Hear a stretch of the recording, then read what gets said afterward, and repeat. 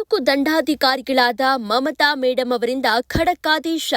ಮಾಧ್ಯಮ ಮತ್ತು ಪತ್ರಿಕೆಗಳಲ್ಲಿ ಸದಸ್ಯರುಗಳು ಪ್ರಕಟವಾಗುವ ಮುಂಚೆಯೇ ಕ್ರಮ ತೆಗೆದುಕೊಳ್ಳಲು ಅಧಿಕಾರಿಗಳಿಗೆ ಖಡಕ್ ಆದೇಶ.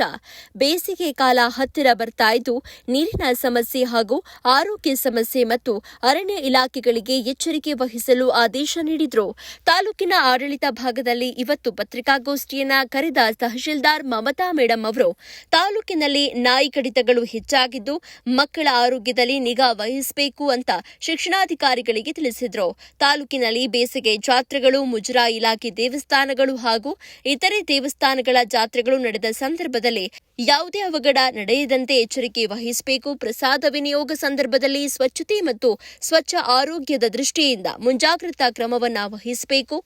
ತಾಲೂಕ್ ಪಂಚಾಯಿತಿ ಅಧಿಕಾರಿಗಳಿಗೆ ಮತ್ತು ಗ್ರಾಮ ಪಂಚಾಯಿತಿ ಅಧಿಕಾರಿಗಳಿಗೆ ಈ ರೀತಿಯ ಆದೇಶವನ್ನು ನೀಡಿದ್ದಾರೆ. ಇದೇ ಸಂದರ್ಭದಲ್ಲಿ ಪೊಲೀಸ್ ಇಲಾಖೆ, ಆರೋಗ್ಯ ಇಲಾಖೆ, ಅರಣ್ಯ ಇಲಾಖೆ ಅಧಿಕಾರಿಗಳು, ಪುರಸಭಾ ಅಧಿಕಾರಿಗಳು ಕೂಡ ಉಪಸ್ಥಿತರಿದ್ದರು.